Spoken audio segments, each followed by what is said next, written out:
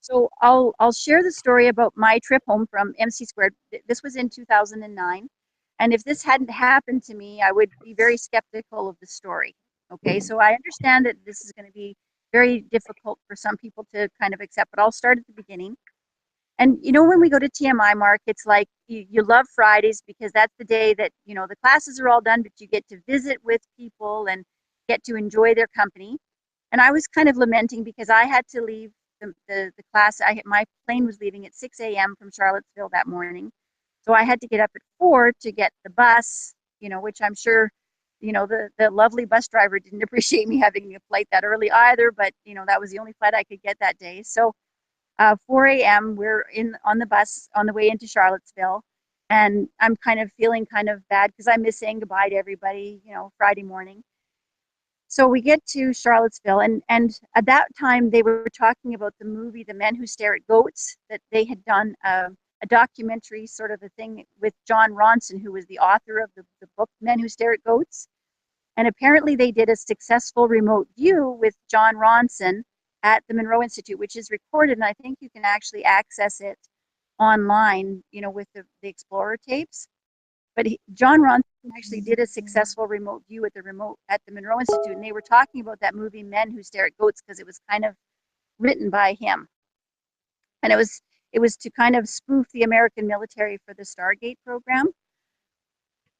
So anyway, they were all talking about Men Who Stare at Goats with George Clooney in it, which I thought, wouldn't it be cool if someone, you know, could meet George Clooney and tell him about the Monroe Institute and have him go there, right? Because that's what they were talking about, the training of the psychic spies at the Monroe Institute. So anyway, that was being discussed while we were doing MC Squared at that particular year at the Monroe Institute. So I thought, wouldn't it be cool if somebody, you know, that was on my mind too on the way home. So anyway, we get to the airport at Charlottesville. I check in, I get on my plane, and we taxi out, getting ready to take off, and then we proceed to sit on the runway for a couple of hours. So then we bring the plane back into Charlottesville. We all disembark, and by this time I've missed my connection to Atlanta, so they reroute me through Cleveland. So by the time I'm actually getting on the plane now, it's almost noon. I get into Cleveland, it's, you know, 2 o'clock in the afternoon. And I'm sitting in the restaurant having lunch, and George Clooney walks by. Wow. So, I mean, I'm having lunch. I didn't say anything to him, but I thought that was kind of cool that, you know, he did. So anyway, going on, then I'm rerouted through Minneapolis to another plane error, right? I really wanted to stay at the Monroe Institute that Friday, obviously. So anyway, I'm in the Mall of America. It's now about midnight, and I get up to my room, and they have those card keys that you stick into the card, you know, that opens the door. And just as I'm about to put it in, my thought goes through my mind, gee, I hope this thing works because I don't want to have to walk all the way back down to the check-in, which is this huge hallway. And sure enough, I put the card in, it doesn't work. So I think to myself, okay, come on, guys, I'm rubbing the card, help me out here. I put the card in, it still doesn't work. And I turn to walk back to the lobby, which, you know, is down this hallway I've just walked down. And I'm kind of startled because there's a man at my shoulder. And I can see he's an employee of the hotel, and he's got a name tag on. And so I said to him, I said, would you mind, do you have something that can open my door? I don't really want to go back down. I mean, it's just not working. And he says, sure. He tries my card, it doesn't work. And then he uses his pass key to let me into my room. And just as I'm closing the door, this thought flashes in my mind. If you won't go to the mountain, Muhammad will come to you. And I glance at his name tag as the door is closing, and it says Muhammad. And I think that was the weirdest thing. And I open the door, and there's no one there.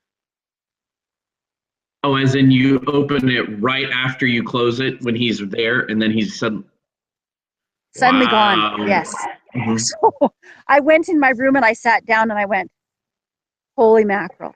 I wanted to stay, so then the plane was delayed for 2 hours on the tarmac. I was thinking about George Clooney. He walks by in the Cleveland thing, and then I asked for help at my door, and like that was just incredible for me. That, you know, the coincidences of all of those things, but the one with the big kicker was opening the door seconds after it had closed, and there's no one standing there. That to me was absolutely unbelievable. Just letting you know, John is not able to unmute and he can't really hear. There's something with his phone that got messed up and did a reboot, so he's not going to be able to join today. Okay. So we'll just keep going. So well, But he'll be able to hopefully listen to the recording later. That's an amazing story of coincidences. I had not that level, but it's interesting how little things like that work. And I almost feel like that's the purpose of these, is to remind us that we can manifest things. Because I recently moved out of my apartment, and there was a guy I used to see sitting up in the lounge every once in a while that I thought was just a really attractive person. I thought, I would really like to see him just one more time before I leave. I mean, we're not going to have anything other than just seeing this person, kind of like seeing George Clooney. Oh, I'd love to see this guy just one more time. And I thought, well, I'm leaving next week. It won't happen. There's no way. So then I start kind of going around trying to figure out what to do with some stuff in the apartment. I know I need to go get a package, get my mail, and a variety of things kind of stop me from going downstairs. And then I finally go downstairs on a lark, and who gets in the elevator on the way back up but this guy? I mean, it's not the kind of thing that you can scientifically prove. That doesn't mean anything to a scientist, but it's amazing how you can get instant manifestation like that at times. Yes. But yours was a lot more significant, with a lot more coincidences in them. That way to me. It's very significant for me. Well, and I seem to have a lot of people who experience that as well. Beth, we just lost your video. Is that okay? Yeah, that's okay. Okay. I can hear you just fine. Can you hear me? Mm-hmm. Anthony, have you had any coincidences like that? Not any that come to mind at the moment, Mark. Okay. Beth, do you think it makes sense to do a quick round of intros? Sure. So we can, because Anthony is a new chapter leader, and so I'm really curious to hear more about him and his story. Yes, please, Anthony. And I'll go ahead and start just to kind of model something. Anthony, I'm part of the local chapter network. I'm on the leadership council with Beth, and I've been involved with the Monroe Institute for, I don't know, 2 years or so. I've done work for a long time in a variety of different types of groups, spiritual movements, that kind of stuff, long before I met the people of the Monroe Institute. And I had a psychic reading where I was trying to figure out what was next on the program for me. And the psychic mentioned basically going to the Monroe Institute. And I said, well, what's that? And she said, I don't know. And of course, psychic reading, etc. So I got involved with the Monroe Institute, went to Gateway, and have taken several programs since then, been involved with my local chapter. So I've had an incredible time getting to do work with the Monroe Institute. And it's the kind of thing where I've got involved with other groups as well, like the Parapsychological Association, learning about it, the Forever Family Foundation. It's kind of like each kind of group helps me pick pieces to help me further my understanding of and explore beyond. So that's kind of my story, so to speak. Okay. Well, nice to meet you. So I do have a coincidence story that just came to mind, actually, which is quite relevant. So my background, I'm an electronic engineer. The last 5 years, I would say, I've been on a massive growth and spiritual journey. And like you say, there's just been little things that have led me from one thing onto another. So a few years ago, when I first started getting into this, ironically, I was interested in stock market trading, and there was a guy who was teaching stockbrokers at that stage who was using belief systems and changing your belief systems to help stockbrokers be better stockbrokers. And he runs a thing called a Oneness Awakening Weekend. And obviously I'm in New Zealand, and this was being held in in the US, and the workshop itself wasn't that expensive, so it was probably the only bit of training of his that I could afford. But I thought, wow, wouldn't that be great if I could go and attend this workshop in the US? And just about a week later, I was at work, and one of the project leads came to me and said, we've got this project and we want you to go to the US and Canada for a couple of weeks and spend some time with our, R&D people over there. And he totally left it up to me to when I want to time the meeting. So I ended up arranging my business trip to coincide with the Oneness Awakening weekend and managed to attend that. So that's, for me, that was like the first mind-blowing manifestation, if you want to call it that. So, and then how I ended up with the Monroe Institute was, at that stage, I had just gone through a divorce, and I was attending some counseling through a clairvoyant. So she was doing some intuitive counseling with me, and that really helped me a lot. And the one day she was talking about somebody who was doing a lot of out-of-body travel, and something just clicked with me, and I thought, wow, wouldn't that sounds really cool? I'd like to do that. And I had become a bit estranged with my eldest son, and he hadn't spoken to me for about 2 years. And so I was desperate to reconnect with him, and I thought, wouldn't it be great if I could go out of body and somehow go and visit him, meet up with him, and somehow through that experience, maybe that would mend some of the the broken connections between us. So anyway, I started reading a lot of books, and I came across a book called The Phase by a guy called Michael Raduga. He's a Russian guy, and he claimed that through his technique, you pretty much guaranteed to have an out-of-body experience within 3 days. So I thought, wow, well, that sounds true. Anyway, I read his book, and then I followed his instructions to the letter.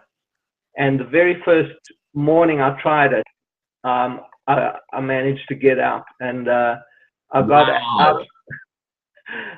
out of my body in my bed and managed to get as far as my bedroom door. I couldn't see very well, but I could feel the door. I managed to put my hand through the door.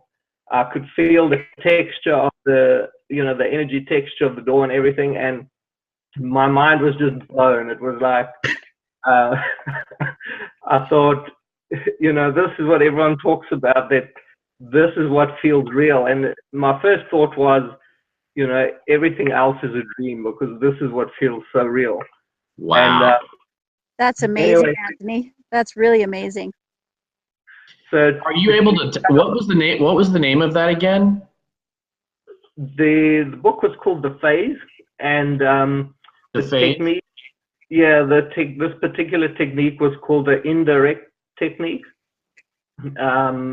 which you do on first waking up in the morning. And anyway, to cut a long story short, I had another 4 experiences over the next 6 weeks, and each time, as soon as I got out, my strong intention was to go and find my son. And so, like in the next out-of-body experience, I started flying. So I was flying and trying to get to the house where he lives with his mum, and eventually on the 4th attempt, I managed to get there, find the house, walk into the house, walk through the walls and all of this good stuff, and managed to find him in his bedroom. I woke him up in his bed, and he was exactly like he normally is in the morning, all grumpy, and and I had this very brief telepathic discussion with him where he basically told me how he felt bad for the whole situation and felt like it was all his fault. So, Oh, wow. you know, I just spoke to him and said, you know, it's not your fault. Told him that, you know, how much I loved him. And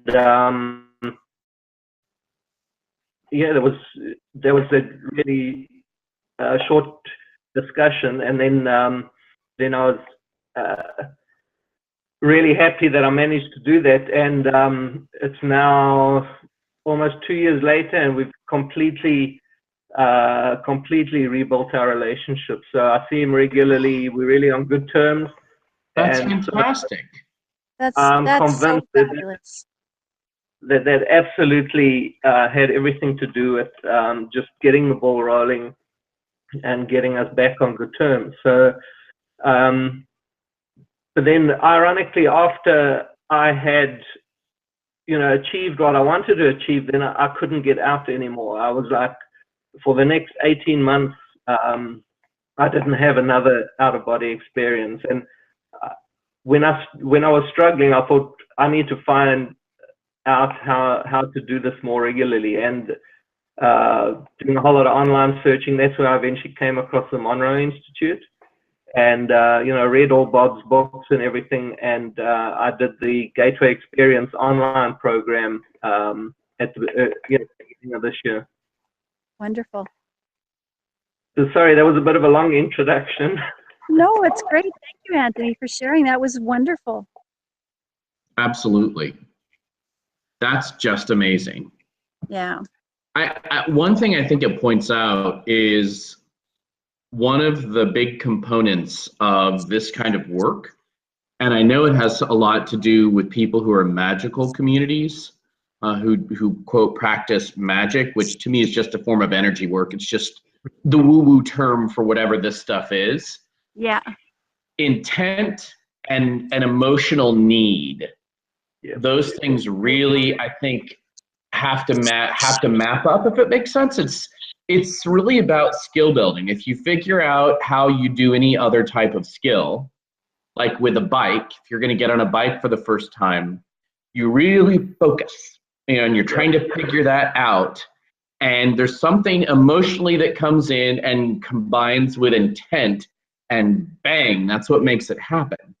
And I have a feeling this stuff, there's something about that that makes these kinds of things happen or not happen.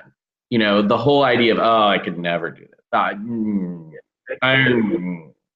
And Beth, when you were talking about your spoon bending and stuff, if I remember correctly, a lot of times people who spoon bend do stuff to get out of their left brain, so then it can just happen almost like in a magical moment. I think we lost Beth for a minute because I think we have, uh-oh. There we go, Beth, we lost you. Yeah, I dropped the call for some reason, so I didn't hear the last year's story, but I'll get it later. I think No John. problem.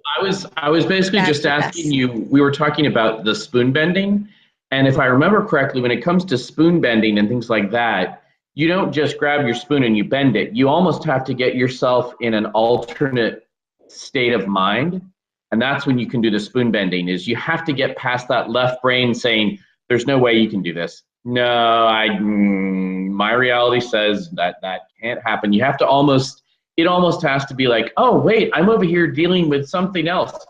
I bent the spoon. Oh, wait, it comes back. Is that kind of been your experience?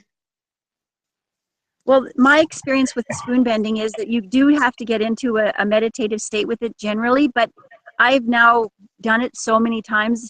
You know, it's the same thing with the out of body. Once you've done it a number of times, it's like it becomes second nature. So I can just pick up a spoon in a restaurant and bend it now. Like I don't have to be in any specific meditative state. But initially, yes, you do have to have the deep meditation in order to kind of get into communion with the metal of the spoon. And then it becomes almost pliable in your hands. And then it bends like cooked spaghetti versus uncooked spaghetti. Like that's the difference in the feeling of it.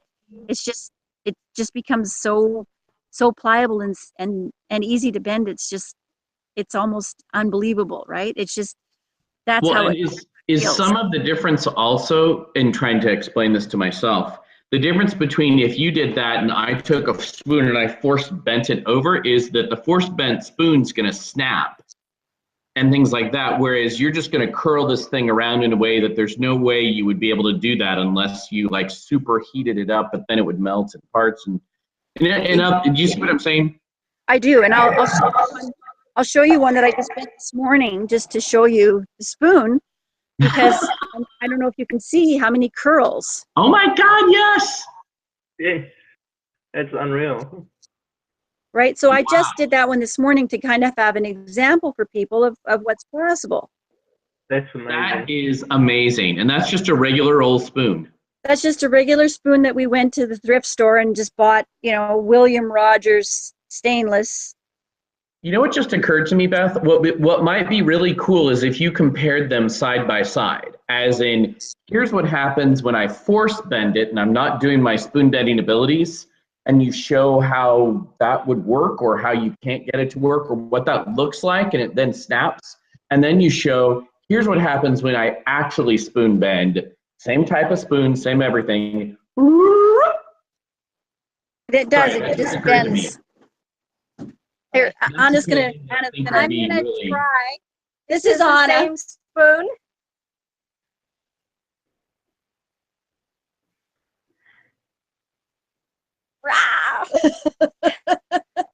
I can.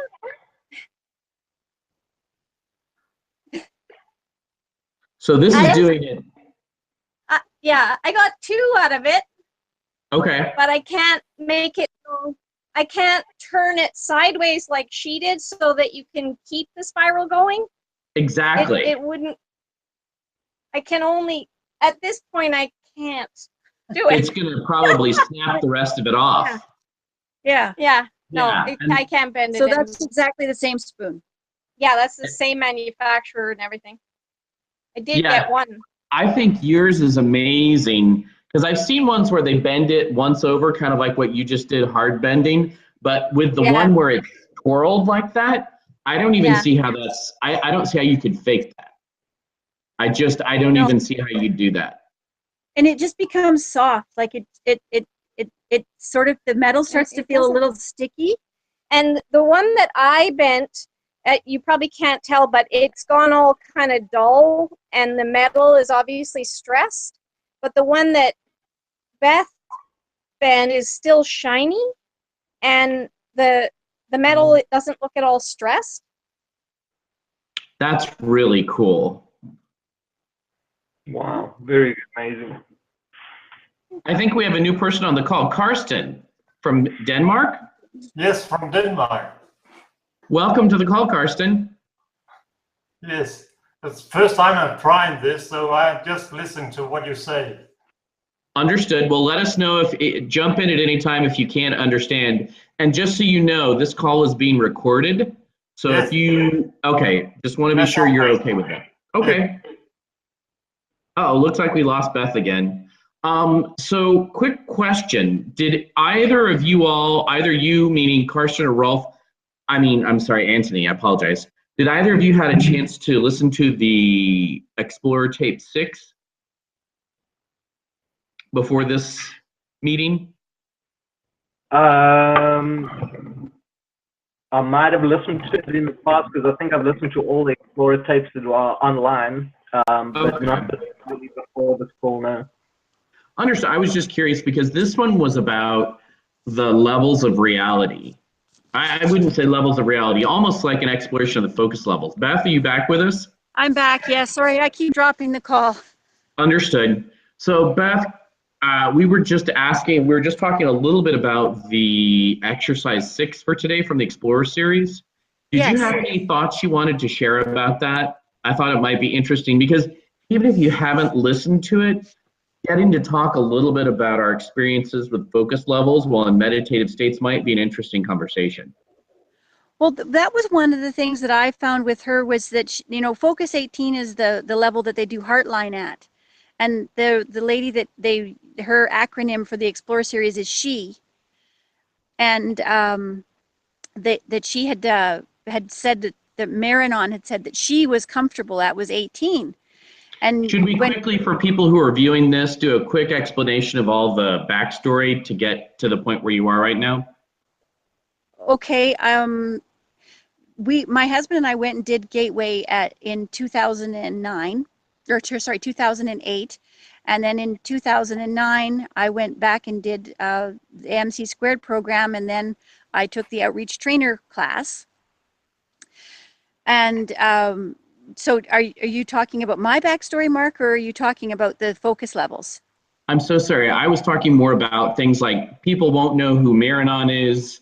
They don't understand what are we talking about with the Explorer series. So I'm just saying, so when people are watching this online, the Explorer series, just a little bit of that. Yeah, the Explorer series was done when Bob was setting up the lab, and he had several different people that would come in and do sessions, and they recorded them. So these were done probably in the early 70s. And Bob Monroe is the founder of the Monroe Institute, father of all the reason we're doing all this stuff. Anyway, keep going. So the Explorer series are all available for free on the Monroe Institute website. You can listen to them all. And for this week's meeting, we had agreed to listen to the Explorer session number 6. And last month, we listened to 5, where they introduced Marinon. And Marinon is an entity that's at level 46 that she basically channeled, Marinon. And so Marinon was a much more advanced consciousness entity that came through she, who is the explorer that we were listening to on the tapes. Does that make the explanation better, Mark, or do you want to add some stuff to it? I think that's perfect. That definitely gives a context. Does that make sense to you, Karsten, and to Anthony? Does that make sense? I haven't heard the things you were talking about. I just got notice from a friend that this was an opportunity tonight. Then I tried to listen to you. I haven't heard the things you are talking about. I have tried to be in Focus 10 and Focus 12 by listening to some CDs. That's what I have been doing. The HemiSync CDs are so effective at getting people to the focus level states. And how the HemiSync works is it creates a resonance in the left brain and the right brain to resonate at whatever frequency they're aiming at. So for focus level 10, they have a certain number of resonances that they want to get into the brainwave state. And then for focus 12, they adjust it slightly to create that brainwave state. And I don't know how they do it because I'm not part of the sound engineering part of it, but I do know that I have done the class for people who are deaf and hard of hearing, and even though they can't actually hear the HemiSync, their brain still does vibrate at those focus levels. So that to me was pretty impressive. That's amazing. So it's more about the vibrational state that the HemiSync gets the brain to.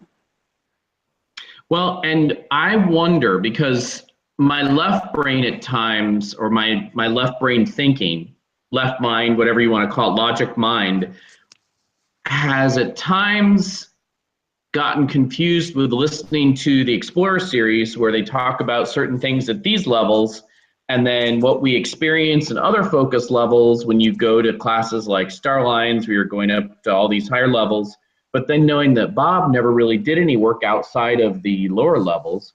And I think what I realize is the technology is really just there to couple with your intent.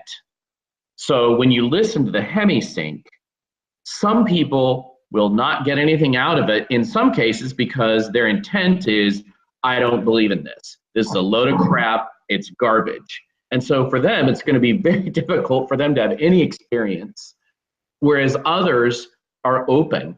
And I think with all this kind of work is you're open and you allow the suggestion to come in, and then that's what allows the experience to actually happen. So it's intent that couples with these focuses. So I think the focus levels are interesting, but I think the clue they give you, I'm not sure once you get beyond the basic HemiSync, I don't know from a physical world perspective how much each of those different HemiSync signals makes you go to a different focus level, as opposed to you kind of get in a certain hemisync state, if I'll call it that. And so now your brain and your mind are kind of in the right place to do something. And then your intent is, oh, I need to go to focus 15. And as I understand focus 15, that's the level of no time, no space, no form. And then your brain's like, oh, okay, great, I'll get you there. And it puts you into that state, not necessarily because of the signal. You could be probably listening to a focus 58 or a focus 21 signal, but it's your intent to be in a particular focus level. That's what gets you there. Or if you just kind of open and follow, just kind of see where the speaking on the tape takes you, that again takes you to a certain level and lets you have that experience. First time I've articulated this, don't know what your thoughts are.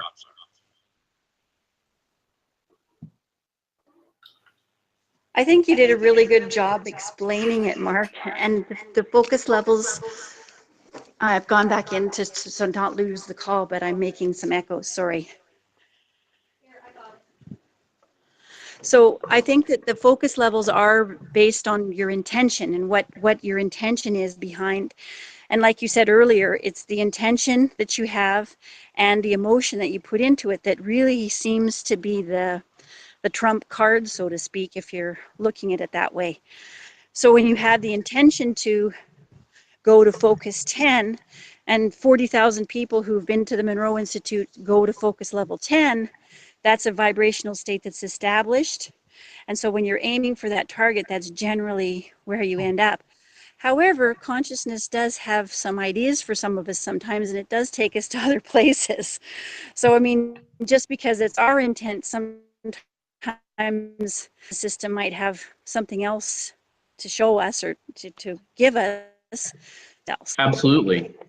And in Bob's books, I think it was in his second book, where he said he started getting bored of just going out of body and following what he wanted to do. And he started to say, I'm going to open myself to allow my higher self to take me where it wants me to go. Yes. And that's where then that was almost a whole other level of experience, and his spiritual evolution while he was in this plane is getting into a level and saying, okay, not what I want, but what do you want? Religious people might say, I open myself to the Lord's will. Spiritual people might say, I open myself to Gaia's will, or to whatever the beyond you version is, your guide, whatever it is. Yeah, interesting.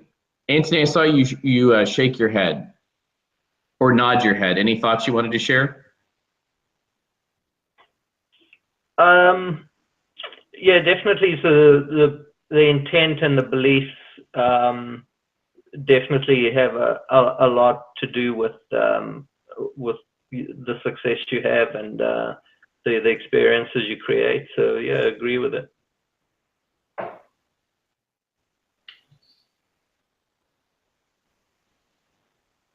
And I think our intention for ourselves and others has a rebound effect on us as well. I'm doing some stuff that's based on, we do healing in groups, and when you intend for others, what you intend for others actually comes back to you in a way, because when you're intending good things for others, you're actually creating good things in your own life.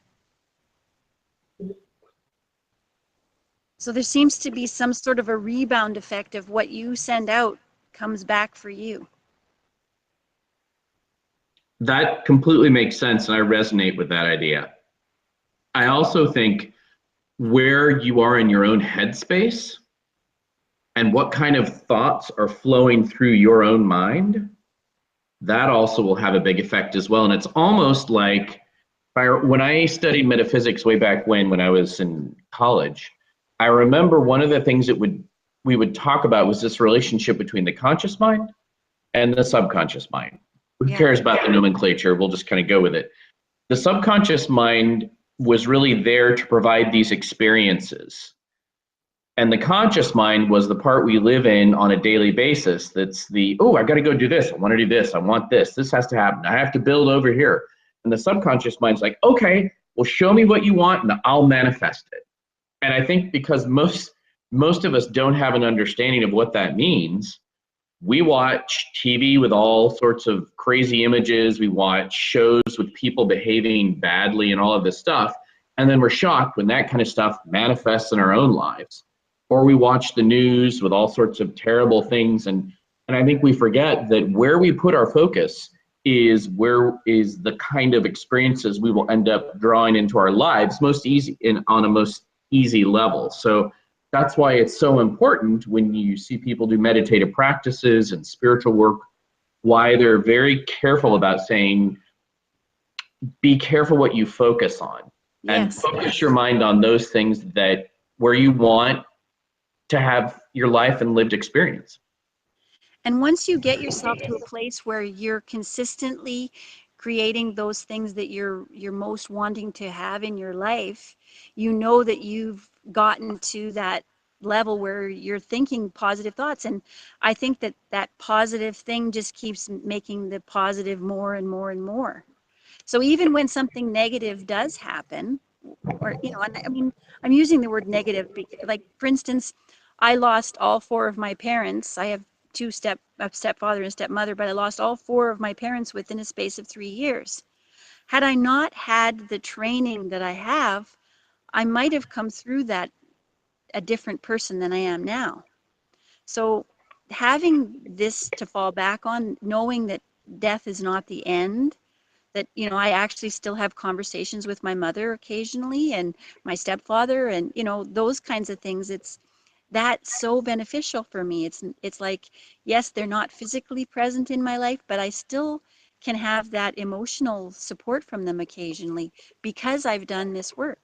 Whereas someone who hasn't done this level of work, that person is just gone. And on some level, sorry to get philosophical, but it's what occurs to me. In a way, that's okay. For some people, that may be what they came into this life to do. Maybe they didn't come into this life to be awakened, so to speak, because they had other things that their soul said, hey, we've got some experiences that we need to gather into us as this soul, more stuff that we need to explore. It has nothing to do with elevated this or that or whatever it is. It has to do with, you know, creating a home environment and taking care of my family and being there, you know, and being the kind of person that is able to provide love, and, you know, anything happens in the family and I'm the first one to show up and help.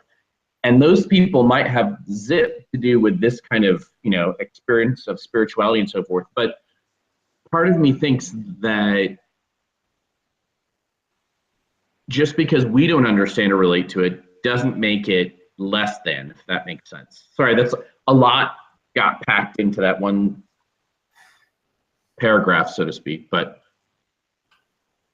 everybody is at their own level of development that's perfect for them, and that's the thing, right, is being able to appreciate and see that that's where that person is, and not being in a place of judgment about it, just allowing everybody to be who they're going to be. which can be really hard, but oh well. It can be, but that's part of the growing up process, right? Realizing it's like going into a grade 1 class and expecting them to do grade level 12 algebra. If you don't have the life experience to do that, you just don't. And it's not about standing in a place of judgment that they're unintelligent and can't do it. It's just they haven't gotten to that place yet where it's become important to them. Right.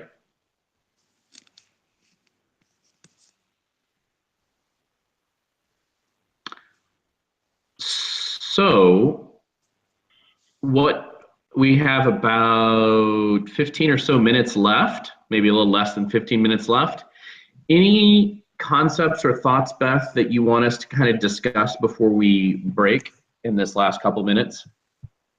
Well, I also hope that everybody gets a chance to listen to the Explorer sessions, because there are some really valuable pieces that you can take from them. And again, everybody's going to take at their whatever level they need to, but it's really nice to be able to open your mind to the possibilities that are out there.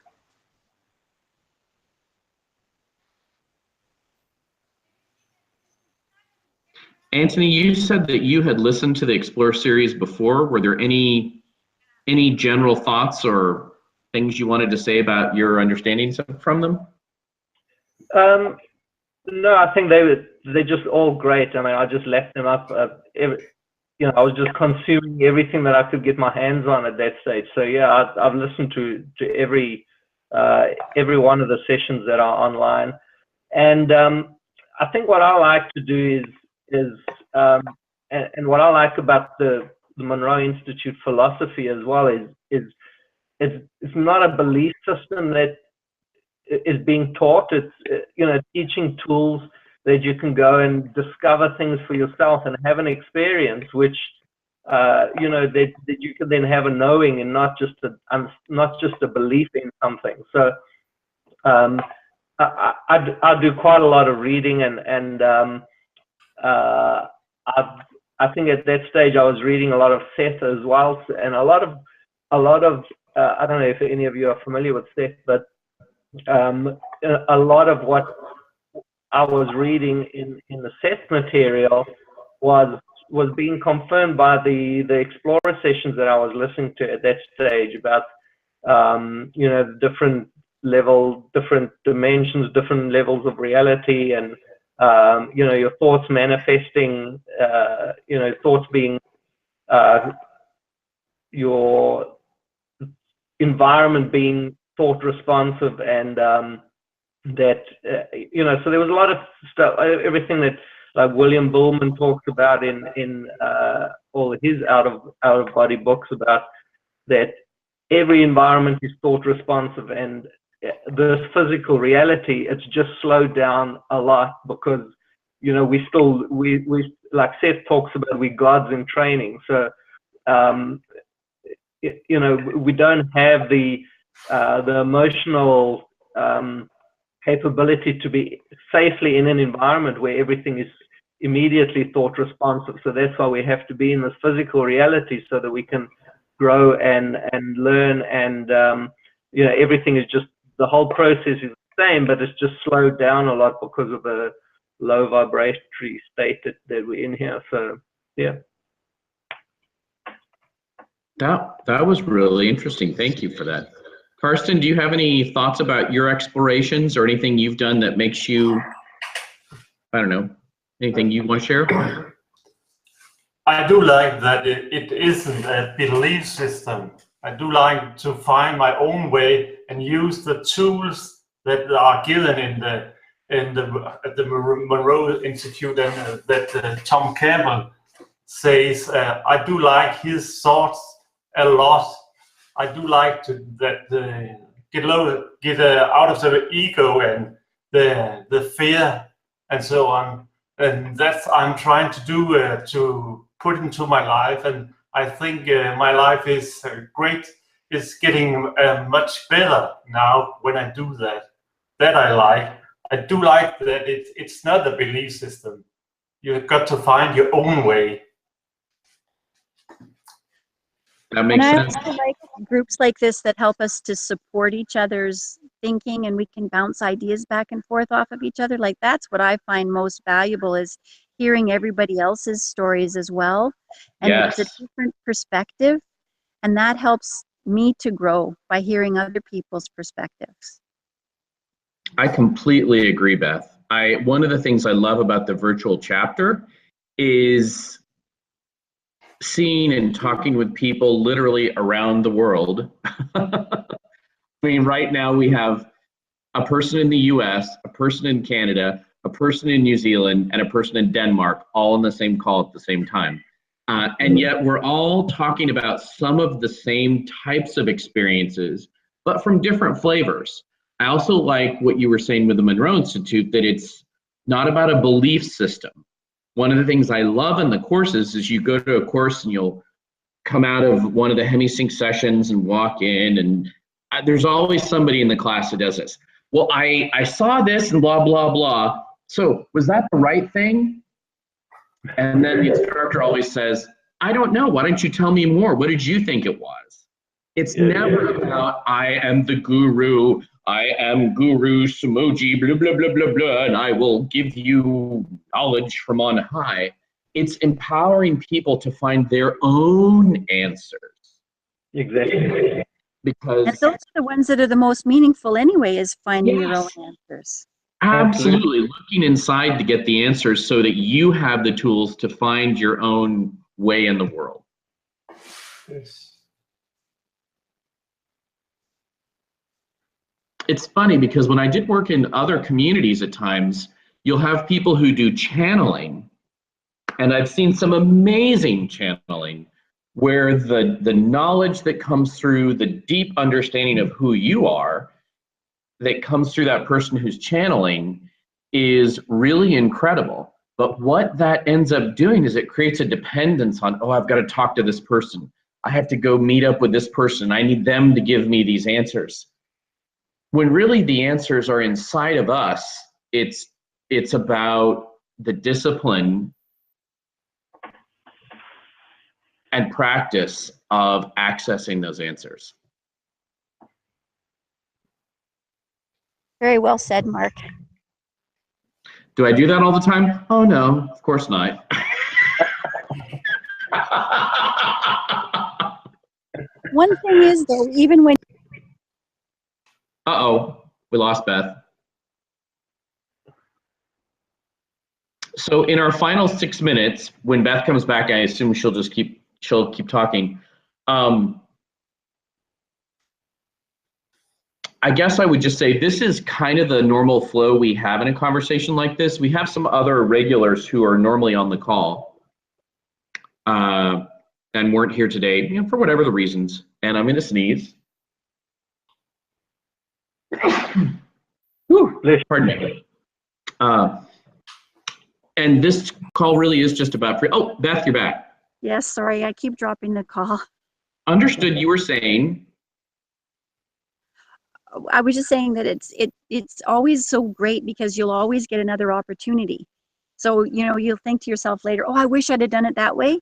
Well, you're going to get another opportunity. The larger consciousness system is masterful at being able to say, okay, you want to do it over? Here's another do-over. I was just saying that in our normal monthly meetings, we tend to have a variety of people kind of coming in and out depending on schedules and everything else. So we may have to change the form. Program, there's those 5 questions. Who am I? Who and where was I before this physical reality? Those kind of questions. So I asked weekend outreach, so I didn't know that. Okay, but that was there's an exercise in the outreach program that we can do. It's an alternate, which is called the 5 questions. Okay. So I was asking those questions, and as a response to getting the question, who am I got shown a visual of this little tiny spark coming out of the darkness. And as I watched that spark, it was actually circling my mother in this lifetime. And my consciousness was supervising the construction of my body. So I was actually holding the field for all of those cells of me as a baby to develop in. Wow. And at that point, I asked the question, gee, this seems pretty complicated. How do I know how to do this? So then I was taken back to a time where I was a single-celled unit of consciousness, like an amoeba, like just a one-celled thing. And when I could hold the field for that, then I got to graduate and become a more complex creature. And then, it went through fairly quickly until I could have the consciousness level to hold together 7 trillion cells of a human body. That's really which I thought was pretty fabulous. And then as the consciousness develops, you can hold together whole worlds. I think that's absolutely fascinating. Absolutely fascinating. I resonate with that. With some of the other training I've had and my understandings I've learned in studies of metaphysics, that all makes complete sense to me. So it looks like we're essentially at time. Do you guys have any other questions or anything you want to ask before we sign off? No, go ahead, Carsten. I just wanted to say thank you for listening to you, and maybe I join another time. We would love to have you another time, Carsten. We'd love to hear about your journeys and your explorations. Anthony, anything you wanted to say? It's just really enjoy these types of sessions, and it's great to get that opportunity, and great that the technology allows us to all get together like this and share our experiences. Really enjoying it. Thanks very much for everyone. Yes, thank you everyone for joining the call today. Beth, any final words before we sign off? Yeah, I just noticed that whenever my energy gets to a certain level, the call drops. So that's typical for me. Your technology is not set up. It's not resistant to your energy. No, it is not. I have fried more computers. That's interesting to note. All right. Well, thank you, everyone. Beth, I will see you tomorrow morning on the sample call we're doing with Enya. Yes. And then we have the chapter meeting. And then, Anthony, we'll see you on the call with the chapter leaders after that. Yes. Definitely. And Karsten, thank you so much for joining us. It was great to see you and talk to you, and hope that we'll be able to talk to you again sometime in the future. Thank you. All right. Take care, everyone. All right. Thank you, everyone. Have a Have a great day. everyone. Okay. Bye-bye. Bye-bye.